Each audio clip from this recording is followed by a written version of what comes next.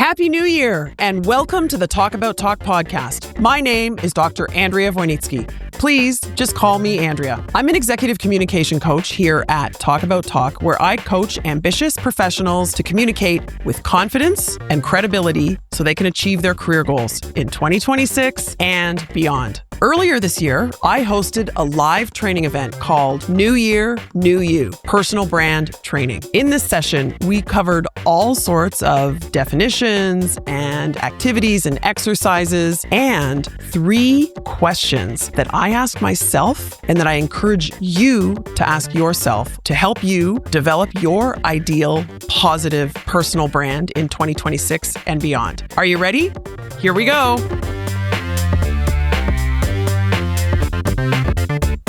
I want to start by saying truly how much I was thinking about this as I was getting ready, how much I respect that you've taken time out of, I know no matter what you do, you have a busy schedule, you have lots to do. And this time of year, it's like it gets all bottled up and then boom, first week of January, you're back at it and you're taking an hour of your time to spend with me. I feel honored. I feel privileged about that, but I already have a lot of respect for you, whether I know you or not, for taking this time to invest in yourself. So I promise you in the next hour, I'm going to share with you some things where my intent is to provide you with some real impact in how to help you develop your ideal personal brand, or what we're calling in this context here, our professional identity. Okay.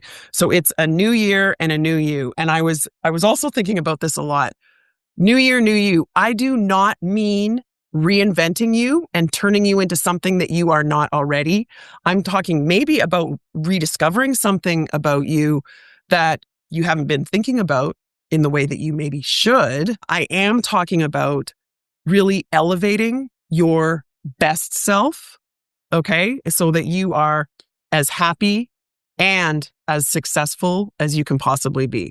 So we're not talking about your needs, the things that your boss is telling you that you need to work on. We're actually thinking about the opposite. We're thinking about your strengths and your skills and your expertise and how to share those things with the world, and actually for how you can think about those things more yourself. I'm not going to waste your time. We've got a lot to get through here. I am very ambitious. I'm going to say that in terms of what we're going to generally, and in this hour, in terms of what we're going to get through. So I'm not going to waste my time. I've been to some of these events where people spend 15 minutes introducing themselves. I am not going to do that. I'm going to say many of you already know me on LinkedIn. If you don't, you can check me out on LinkedIn. I'm Andrea Wojnicki there. But probably what might be more helpful is if you go to the talkabouttalk.com website, and you can learn all about me there, including the podcast. I have a bi-weekly podcast on Apple, on Spotify. We have a YouTube channel now where all the episodes are there, and all of the past live trainings that we've done like this one are there. So there's lots of resources. And one resource in particular that I want to draw your attention to is my bi-weekly email newsletter. So every 2 weeks, if you sign up, you get an email from me, and it's an update with me. And my objective with this email is basically to provide you with free communication skills coaching. So I coach ambitious executives, I'm guessing, like yourself, who have established some level of technical expertise, and you're looking to step it up in terms of your career and maybe in terms of your life. And you've identified communication skills rightly as one of the things that can really help you get there. So in that newsletter, which I hope you'll sign up for, you can get free coaching from me there and keep updated on everything that's going on in the Talk About Talk world. Okay. What I want you to do now, in the next 55 minutes, we're going to think of this as not just a training session, but a real-time coaching session where you're going to make some traction and make some progress in terms of not just thinking about, but actually writing down what your ideal brand is. So if you have a piece of paper and a pen or a notebook or something like that, please get those out. And if you don't, you can write it in your phone. Some people like to write notes in their phone, write it on another device. You can also rewatch this video later on YouTube, and it'll also be posted on LinkedIn. Okay. So get your paper and pen ready. I'm going to take you through 4 things. For those of you who know me, you'll be like, what? It's not 3. I know, I told you I was really ambitious. It's a new year. 4 things. The first thing I'm going to do is I'm going to ask you 3 really important questions, and I want you to write your answers down. So that's why you need a piece of paper and a pen. Okay. So first thing is 3 questions. The second thing is going to be 3 definitions of personal branding, but that's also going to help you inspire and define your brand. Okay. Then I'm going to share with you a 3-point self-introduction framework. And I know from the folks in the audience, for a few of you, this is going to be a refresher. You've seen it before, but we're going to be looking at it through a new lens. And then I'm going to share with you 3 reasons why this work is so important and how you can do it. And then we're going to get into a Q&A. So into the Q&A, for those of you who know me, you know that I love an open Q&A where I have no idea what you're going to ask me. So I always make time for that at the end. If you have questions, you can save them for when we do the live Q&A, or you can put them in the chat. So I'm going to be looking for people who are raising their hands first, and then we'll go into the chat for questions. Okay? So let's get into this. I don't have slides for this part. I will when we get into the definitions and everything, but we're going to start now by me asking you, and I've asked myself these questions, by the way, 3 really important questions that can inform what your personal brand should be. And it might surprise you what these questions are. It might not. But regardless, I think these are questions that we don't ask ourselves often enough. And if you really double down on the answers for these, you will be doing yourself a big favor. Okay. The first question is this. What are you most proud of that you accomplished? That's a very general term, right? Accomplished in 2025. So before you answer that, I just want to say we, in this session, in this 1-hour session, are focusing on your professional identity. And many of us, I hope, have personal accomplishments that they're really proud of. So for our context here, let's keep it in the context of your career. It could be a skill that you learned. It could be a leadership skill. It could be a soft skill or a hard skill, right? And the soft skills often are related to ourselves personally as well. Like you could say, I really worked on my listening, or I really worked on not using filler words. And this is professional and personal, but if you said like, I'm really proud of, having my oldest child graduate and go off to college, that's an amazing accomplishment. And you should definitely be celebrating that. But that's not what we're talking about here. We're talking about personal or professional accomplishments. So again, it could be a skill. It could be an award that you won, something that you got a big check mark on. It could be something that maybe in the beginning of 2025, you and your boss decided that it was something you needed to work on. And then at the end of the year, you were told that you made great strides. It could be that. I want you to write that down. That's the first question. Okay. You can, of course, continue to refine your answer to these questions, but that's number 1. The second question is, I want you to just pull the lens way back. What is the thing that you are most proud of in terms of your career in the last 10 years? So I was going to say 5 years. And then I thought, I know from myself and from some other people that I coach that things may have happened 5 or 6 or 7. It doesn't really matter. It's like recent history. In the last 10 years, what are you really proud of in your career? Again, it could be you learned a hard skill. It could be you launched a new product. It could be that you made a career change. It could be that you earned a degree or other credentials. And by the way, you're allowed to answer with more than one thing, but you need to have at least one thing that you're really proud of from the last 10 years. Okay. Now, at this point, when I'm coaching folks one-on-one, I often get this comment from people. They say, I find this really hard to answer, Andrea, because I spend so much of my time thinking about what I need to work on, right? My weaknesses or my developmental areas. So that's what's really special about this work on personal branding. We purposely focus on the positive, unique, and relevant things that you want to reinforce. And of course, you need to work on your development areas, but we rarely double down on our strengths and our accomplishments. So that's where I wanted to kick this off. So you've got your, hopefully, answer to question number 2, which is, what is the accomplishment or the skill that you are most proud of from the last 10 years? Okay. Now you're probably wondering what the next question is. Is it going to be like the last 25 years? I know some of you probably aren't even 25 years old. No, that's not where we're headed. The third question is something that I know personally and from coaching hundreds and hundreds of folks can be very, very illuminating. And the question is this: what compliments have you received that mean the most to you? So for some of you, you might be like, oh, I know what it is right away. For most of you, you probably don't. So here's the thing. When we receive compliments from people, we light up, we feel happy, we feel validated, we feel appreciated, we feel like we are successful at something, right? So we might be told that we're smart, or we might be told that we're attractive, or we might be told that we are a kind person. If you had to choose out of those, which one, it's not that they're not all fantastic, of course they are, but which one is the most meaningful? Which one lights you up?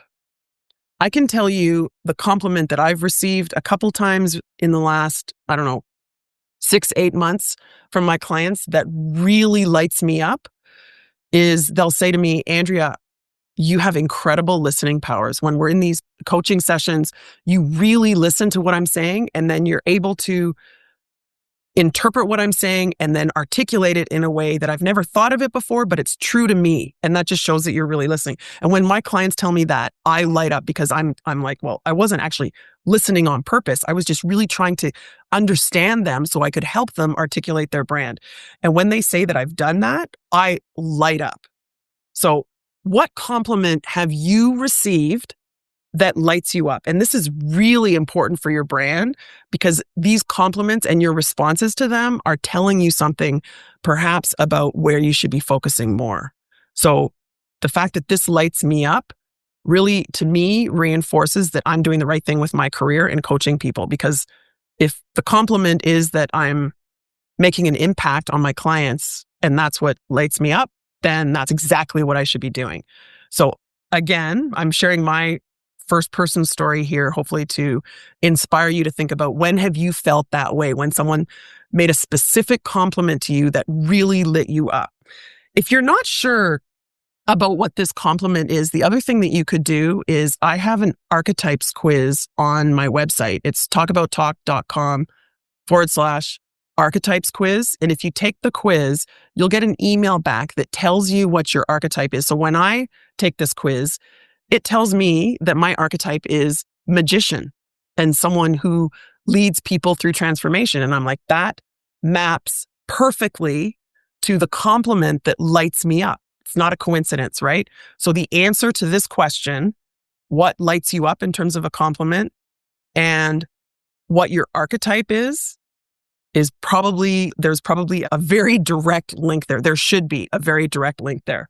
So I guess my challenge to you is to answer that question first to the best of your ability.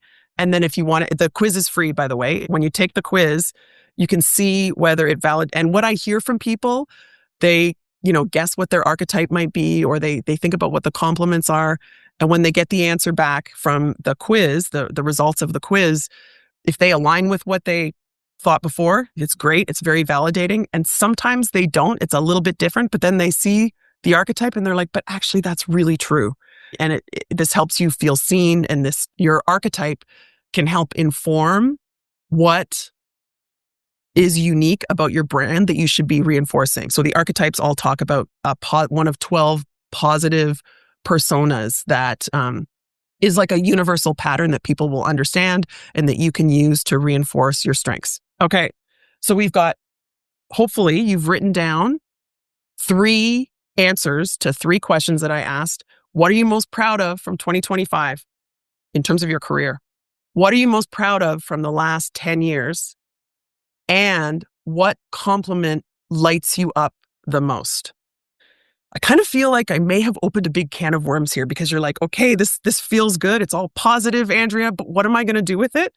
I'm going to take you through some definitions and an exercise, self-introduction framework, and some benefits of personal branding now. And I'm going to be referencing back to these questions and your answers to these questions to help you sort of make sense of how you can leverage them. So, by the way, your answers to these questions should be evolving all the time. I encourage you to ask yourself these questions. The next time someone compliments yourself, I hope you have a new lens on that compliment and you think, compliments are nice.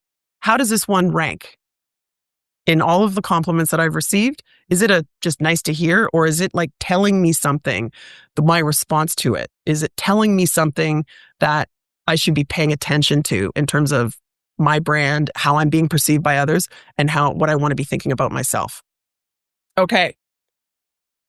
I wish I could read what all of you wrote down so badly. All right, here we are. New year. Yes, by the way, I'm wearing the same blouse. I was like looking at what to wear today. I'm like, I should just wear the same thing that I'm wearing on the poster for this event. Okay. So the first question is, what is a personal brand? I'm going to start by telling you what it is not. So my guess is that, well, I hope that you are not in the camp of folks out there, and there are plenty of these folks who think that personal branding is about turning you into a social media influencer or monetizing your brand. Andrea encouraging you to quit your job because you're feeling empowered to go out there and become this big, influencer celebrity. That is not what we were talking about here, okay? We are talking about identifying, as I said before, the positive, unique, and relevant traits about you that you want to reinforce. You can think of your personal brand in the same way that brand marketers, think about product brands, right? Like you're selling a box of Tide, you're selling, an AI software platform, or whatever you're selling. You think about, what are the unique characteristics of this product that I want people to know? It's exactly the same, almost exactly the same with people. With people, it evolves though, right? Because the world changes, we grow, our family changes, our careers change. But you can think of it as your reputation or your identity. Over the years, as I've been coaching folks, I've been using different definitions of personal branding. And the one that I think is the most well-known is this one from Jeff Bezos. If you haven't heard it, this is probably a reminder for most of you. Any article that I have read in the last at least 5 years on personal branding, almost always within the first 3 paragraphs, this comes up. Jeff Bezos says your brand is what people say about you when you're not in the room.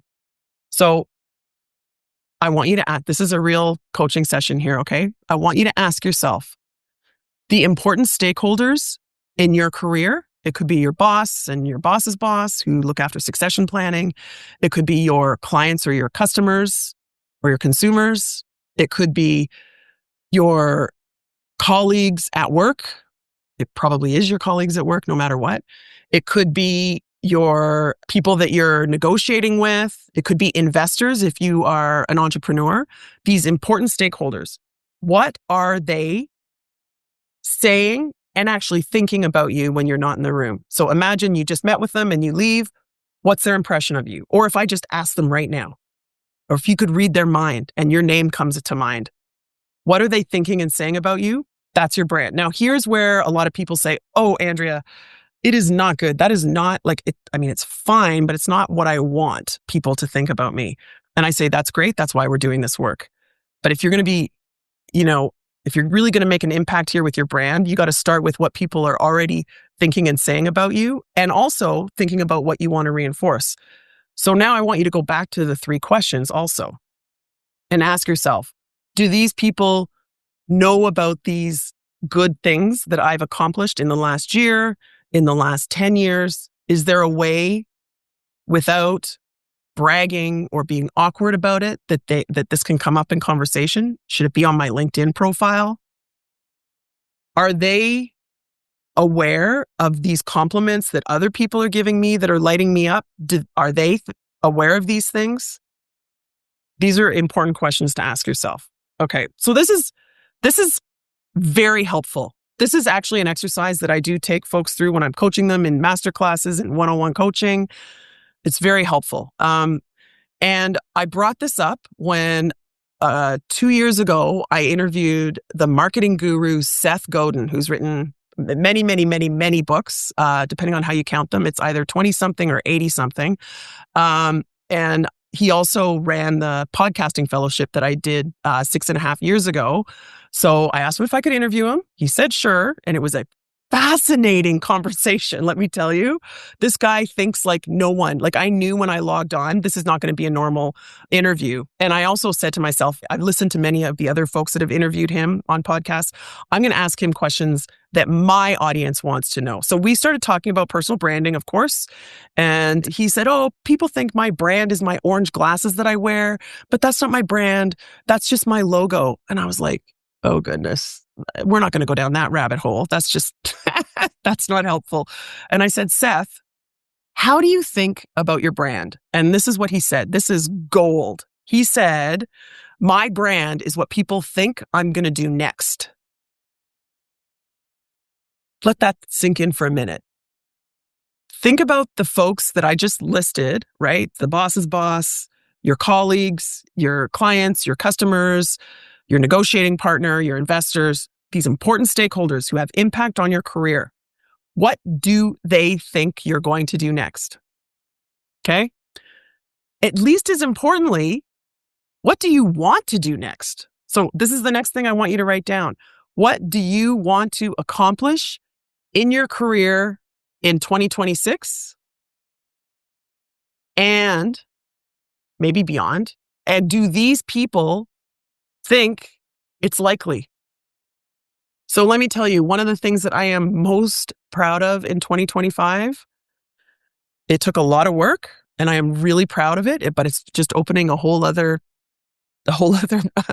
line of projects that I'm working on now is I signed a book deal, right? So if my brand is what people think I'm going to do next, the important question for me to ask myself is, do people think I am going to write a book that is worth reading, right? And if they do, that's fantastic. If they don't, what can I do to make sure that I'm evolving my reputation or my brand so that that is the case? So when Seth Godin shared this definition with me, I was like, oh my gosh. And we talked about it for a while. And then when I finished the interview, I pulled out a piece of paper sitting where I am right now. I drew a line down the middle and I was like, what are my goals? Do people think it's possible? And I gave myself a score. And then I was like, how can I make people believe that this is going to happen? Because when they believe it's going to happen, it's going to be even more successful. And it's also more likely that I'm going to do it. So I want you to do the same thing. What do you want to accomplish? And do other people think you're going to do that? Or that it's conceivable or perceivable that you're going to do that? And if they are, great. And if they're not aligned, then you have some work to do. But this is work that is, I was going to say, it's not easy work. Of course, it's not easy work, but it's really, really important work. Okay. All right. So we have these two definitions of personal branding from these two very smart, very successful, very well-meaning people. And these definitions are getting a lot of traction. The thing that bothers me about these definitions is that there's no agency associated with them. So what do I mean by that? By agency, I mean we have no influence or control. It's just what are people saying and thinking about us and what do they think we're going to do next? So what am I going to do about it? So here's my definition now that I use. It's personal branding is about being yourself on purpose. And there's really two parts of this definition that I want you to really understand here. It's being yourself. And by yourself, I mean your true self. You're not acting like somebody else. Your whole self. So yes, we're talking about your professional identity, but you are also maybe a husband or a wife or a parent or a sister or a brother or a friend or a athlete or a musician, like these other things that are not directly related to your professional identity, they are related to your professional identity, right? So it is your whole self. It is your best self. So I'm asking these questions at the beginning of this session in terms of the things that you're most proud of. I want you to start to focus more on your strengths and your accomplishments and your skills. And how can you leverage those things? Make sure you're in opportunities where you can demonstrate those things. Make sure you're reinforcing them. One of the interviewees that I had in my podcast last year said it so well. She said, people are afraid to share their accomplishments and their skills And she said, I think of it more as like a service that you're doing for the people that you're working for. They hired you to do a job. You need to tell them what you do best, right? Think about it. If you know what your skills are and you share that with the people that you're working with, then you're going to be doing your best work and they're going to be getting the most out of you. So personal branding is about being yourself, your whole self, your true self, and your best self. You got that? Whole self, true self, and best self. It's not that you're ignoring your weaknesses and areas of opportunity, but that's not what you're emphasizing when you're introducing yourself and you're interacting at work, right? And then the second part of this definition is on purpose. And I have it in capitals because that is what we're literally, maybe not literally, physically, this is what we're physically doing right now. We are unapologetically, strategically taking the time and making the effort to purposefully present ourselves in a true and effective way to others and to ourselves so that we can be our happiest and most successful self. That sounds good, right? I have this on purpose thing. I put it in caps. I emphasize it as much as I can. It's like, I hope I'm turning a light bulb on for you that most of us go through our careers doing kind of what we want to do and a lot of what other people expect us to do and introducing ourselves without really thinking about it, what we're saying about ourselves. If you put a little bit of effort into identifying what your strengths are, what you love to do, what you're good at, what your accomplishments are, and how to share that with the world and reinforce it even with yourself. This work, I'm a communication coach and my background is marketing and it's all about like amplifying your message. Recently, I've been thinking more and more and more about like this whole idea of self-identity and your professional identity and your personal brand. It affects you as much as it affects everyone else. I mean, not just because of the impact and what happens, but actually how you think about yourself. So this is my definition, and personal branding is about being yourself on purpose. And what this definition adds here, like I said, is agency. You can make a difference in, over to Jeff Bezos, what people are saying and thinking about you. You can make a difference in, as Seth Godin says, what people think you're going to do next. You can do that. And it starts by taking an inventory of the things that you love to do, that you're good at, the compliments that mean the most to you, the accomplishments that you're most proud of. Okay. So you see how this circles back to the 3 questions that I asked you at the beginning. If you want to take a screenshot of this page, by the way, you're absolutely more than welcome to. And again, it'll be posted on YouTube if you want to reference it there. And we'll also be posting it on LinkedIn. My challenge here, if you want to think about these 3 definitions, is to, like I said, do the mental exercise of answering the 3 of them for yourself. And also maybe thinking about where can you get the most traction? If you look at each of the 3 of them, some people say, like, Andrea, I agree with your definition, but Jeff Bezos, that's the one that really matters to me because I'm trying to convince my boss that I deserve promotion. So when I'm not in the room, I want him to tell everyone that I need to get promoted. I'm like, bingo, that's the definition you need to be focusing on then, right? So think about maybe which of the 3 is most relevant for you today and maybe in 2026. Okay. Now we are going to move on to the 3-point self-introduction framework. So some of you have seen this before. And if you have, I'm going to be asking you to think about it just a little bit differently in terms of integrating the 3 questions that I asked you at the very beginning. For the rest of you, I just want to share a couple things. So your self-introduction, both personally and professionally, by the way, is the most direct way that you have to reinforce your brand. Think about it. Your self-introduction is your words from you about you that you're sharing with the world. And they're words. It's not just, oh, Andrea's, got books behind her. It's like this implicit thing. No. These are words about you that you're sharing. So about 4 years ago, I did an episode on how to introduce yourself, and it very quickly became the top Talk About Talk podcast episode of all. It actually remains number 1 of 203 episodes as of this week.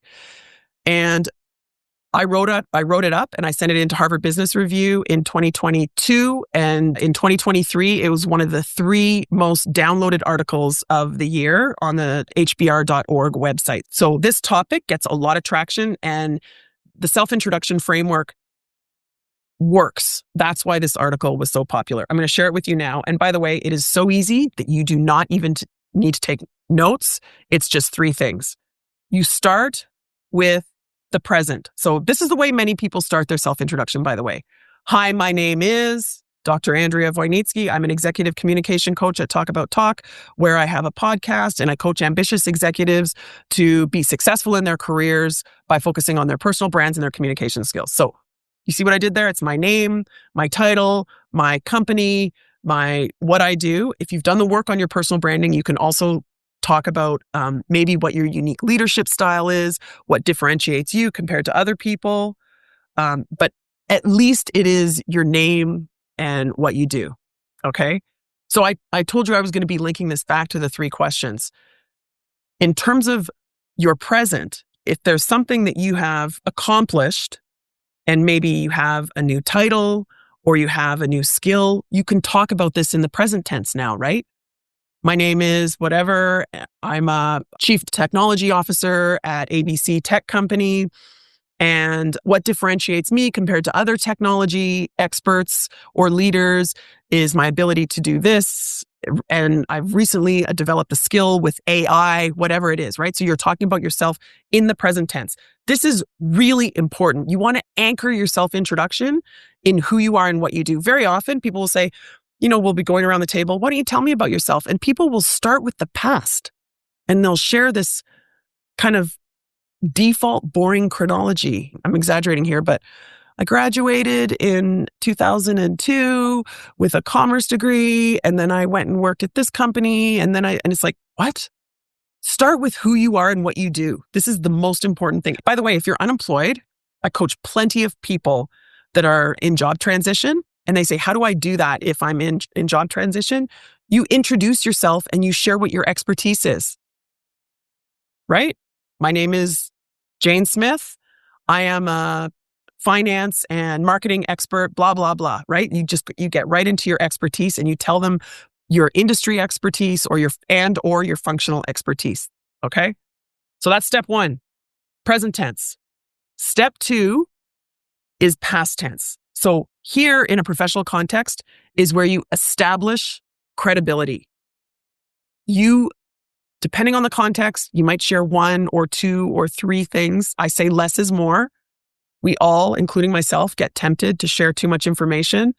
You don't want to talk more than the person before you. You want to speak slightly less in your self-introduction than the person who introduced themselves before you. But here's where you can say, guess what? The answer to the questions that I asked you, at least question 1 and 2. You could say, something I'm really proud of in the last year that I accomplished is blah, blah, blah. By the way, telling people that you're really proud of something, as long as you don't do it all the time, like I'm proud of this, I'm proud of that, I'm proud of this, of course, that's not what I'm talking about. But saying, you know what? I'm actually really proud of the fact, like I told you at the beginning, I'm really proud when my clients tell me that I am an exceptional listener. I hope you don't take that as me being arrogant. It's like one thing. So arrogant people are defensive. They can do no wrong. They're good at everything, right? Telling someone one thing that you're proud of does not make you arrogant. In fact, you should practice telling people what you're proud of. So here is where you could say, in the past 10 years, one of the most significant things in my career is that I accomplished a transition from blah, blah, blah to blah, blah, blah, or I earned this degree. So this is where you talk about the thing from question number 2, the thing that you're proud of for the last 10 years. And then you can say, in the last year, in 2025, the accomplishment that I'm most proud of is this. And you're telling people what your value is, what your expertise is, what your skills are. And remember what I said before, this is actually providing a service to others so that they can get value out of you. Okay. So you could talk about your past credentials, accomplishments, things that new products that you launched, big projects that you led, or projects that you participated in. Maybe it's your business results from 2025 or from the last 5 years, whatever it is. So this Second step is establishing credibility. That's how I want you to think about it. Okay. Now, many people, in fact, I'm going to say most people, a significant majority of people, end their self-introduction here. They're like, my name is blah, blah, blah. This is what I do. Previously, I worked at this other company, la, la, la. And then it kind of fades off. Then the next person goes, are you done? Okay, my turn. Blah, blah, right? That's how it goes. Sound familiar? The research shows that if you can share something positive and enthusiastic, that things will go your way. So I first learned this from a negotiations expert who I interviewed. She was doing her PhD research on negotiations emotions, and she found this insight about the emotion of enthusiasm. And when you share enthusiasm, the negotiation is more likely to go your way. So I went into Google Scholar and I started looking at all the research on enthusiasm. It turns out in the teaching context, people learn more when you're enthusiastic.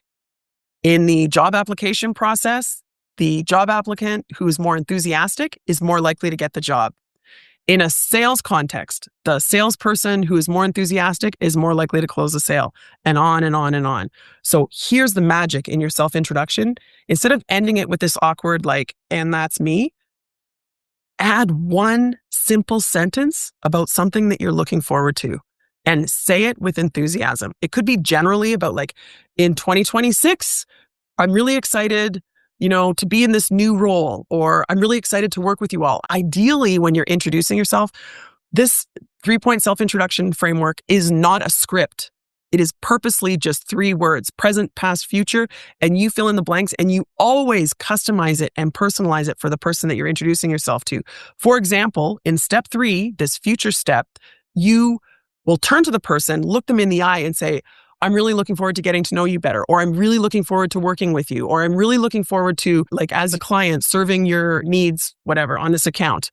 So turn it back to them with a smile on your face and enthusiasm. And I have so many stories from podcast listeners and people who have read this article who told me they get caught off guard and asked to introduce themselves.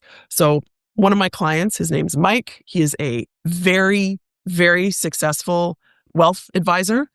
And I was coaching him a couple years ago, and he told me that on some Saturday, he was at the golf course, and one of his very wealthy clients ran into him and said, hey, Mike, nice to see you. Happy Saturday. Oh, by the way, this is my buddy that I was telling you about, and he's looking for a wealth advisor. And Mike was like, oh, come on. It's my Saturday. I don't want to have to sell myself. And then he thought, self-introduction framework.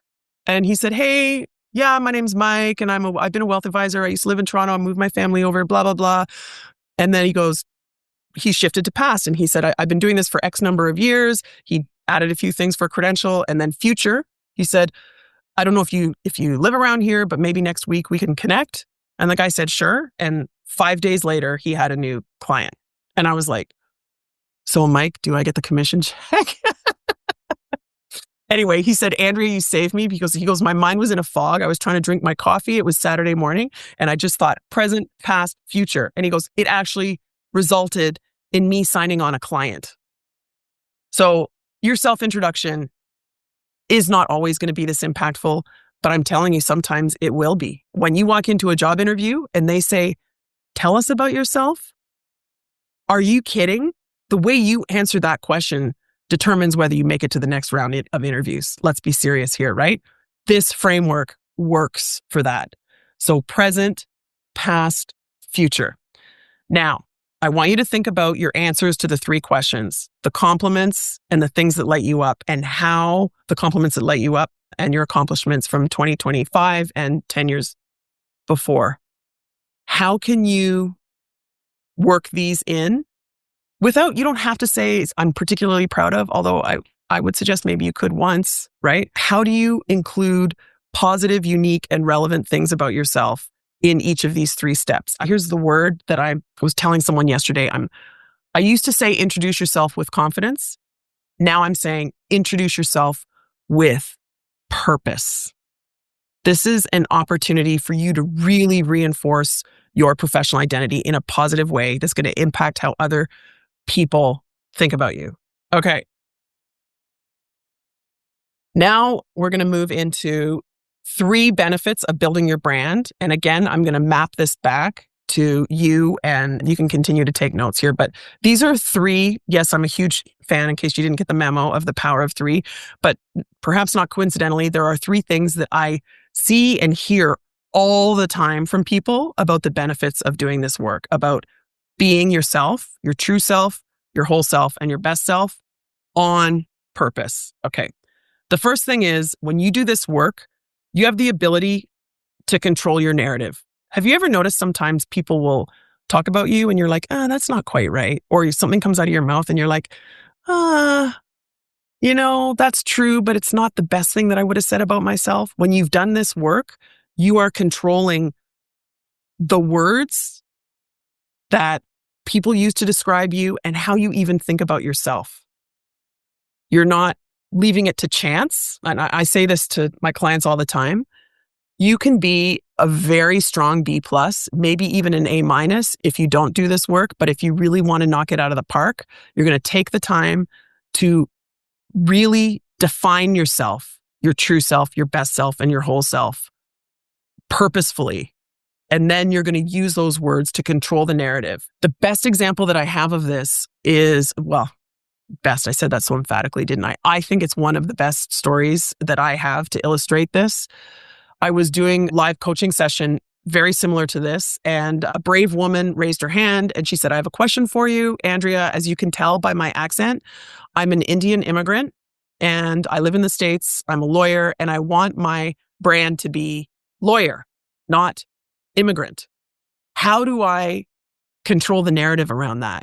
And so I said to her, tell me about yourself. Like, where do you work? What kind of law? And as she was speaking, I was listening to her accent. And then I said to her, so your accent is definitely decipherable. You didn't have to tell me that you were from India. I could have guessed. But your English is clear. I'm not working hard to understand you. And the research shows that when you have an accent, people might click in that you have an accent, but then as long as you don't make them work to understand you, it's fine. It's not a negative thing. So I wouldn't worry about it. In fact, you're thinking of it as a liability. Let's turn your accent into an asset. And she said, okay, how do I do that? I said, you control the narrative around your accent. You could literally say to people, yes, literally say to people, as you can tell by my accent, I am from India. I have global experience. I have lived and worked in India, and there was one other country, and now the United States. I passed the bar exam in New York, and I'm now a corporate lawyer.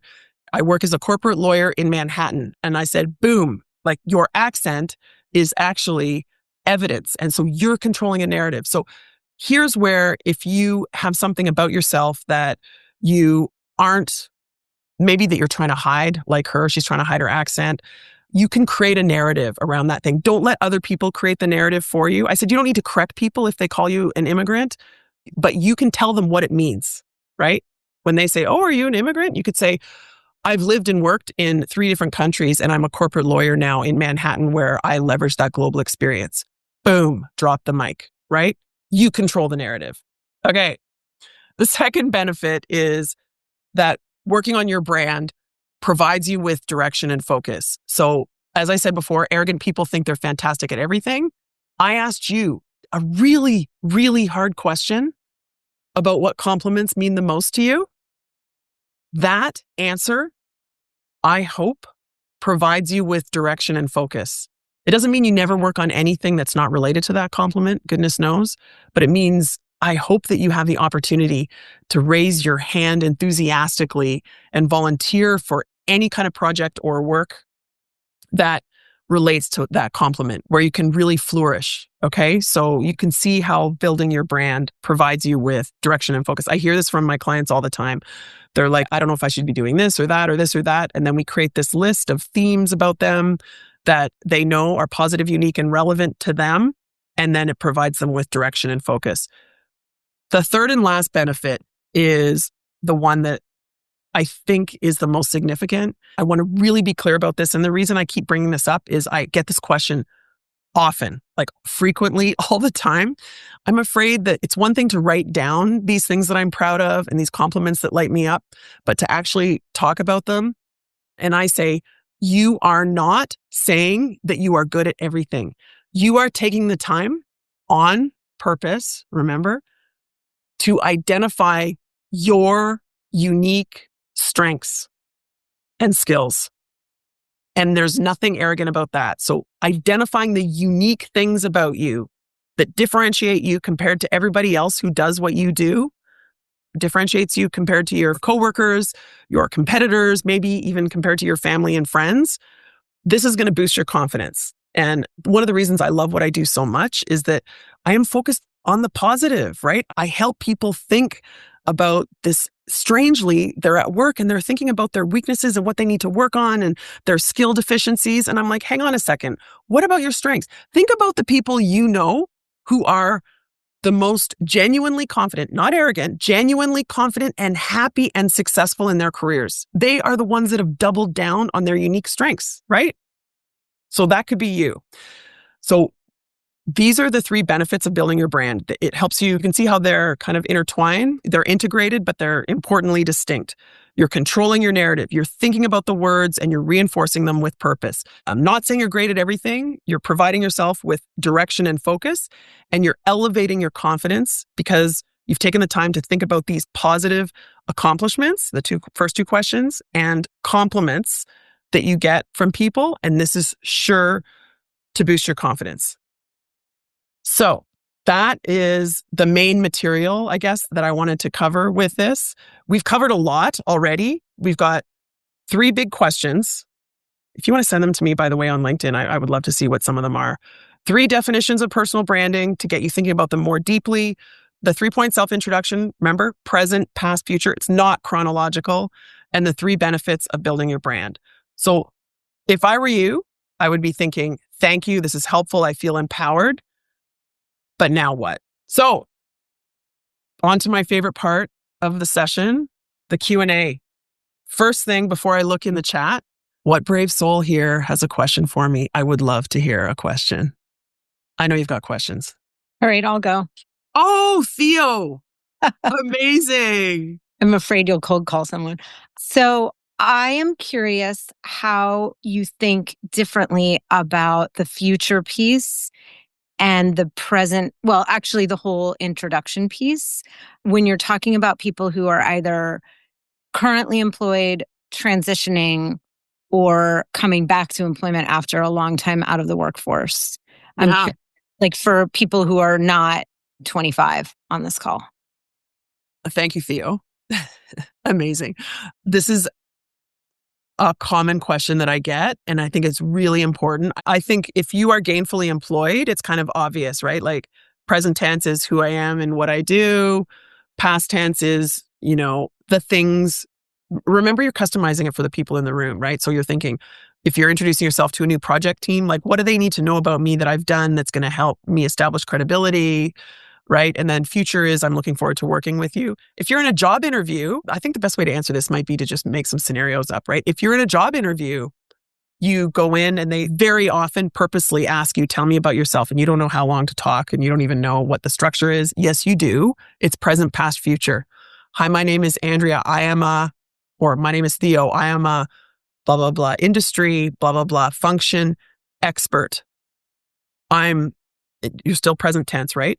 I'm excited to learn about this position, blah, blah, blah, blah, blah. And then you say, I'm going to tell you 3 things about my experience and my skills. There are many things that I could share with you, but in terms of, sharing things about myself, there are 3 things. Again, I told you, I'm a big fan of the power of 3.